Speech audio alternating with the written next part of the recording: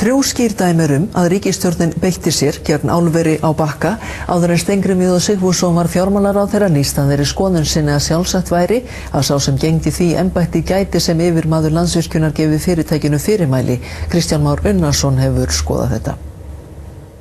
Þegar stefndi í 2 ný álver fyrir 4 árum, bæði á Húsavík og í Helguvík, gáfu Vinstri grænir kosningaloforð. Það yrði stóriðju stopp. Okkar áform að bremsa þessa stefnu af og stoppa það sem hægt að stoppa.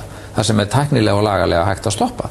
Og spurt var hvort hann gæti raun stöðvað áformin. Ég ætla nú rétt að vona að það sé ekki þannig að þetta sé stjórnlaust. Að það geti bara hvaða álfyrirtæki sem komið hérna og hafi frjálsan aðgang að landinu og stjórnvöld séu valdalaus í þeim efnum. Auðvitað það ekki þannig. Og má ég þá minna á að það til eitt stykki fyrirtæki sem heitir Landsvirkjun og ríkið á Landsvirkjun 100%.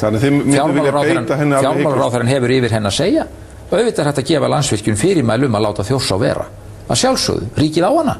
Þannig að það náttúrulega ekkert svona að það sé ekki hægt að hafa áhrif á þessi mál, að sjálfsögðu ekki. Einmitt þetta virðist minnst þrívegis hafa gerst í samningsferlinu Bakkaálver.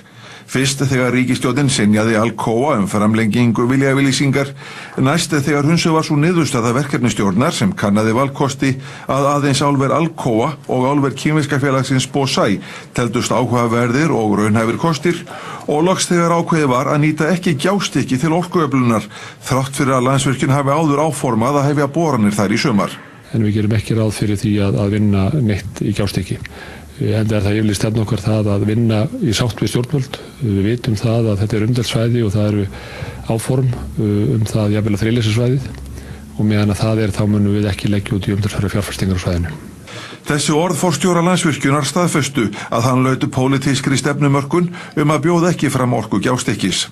Þar með þrengdi að orkumöguleikum álvers og fór svo á endanum að af 525 megavöttum sem farið hafa í umhverfis og skipulagsferli bauður Landsvirkjun Alcoa aðeins 200 megavött til kaups og það á 8 árum þegar álver þurfti minnst 400 megavött.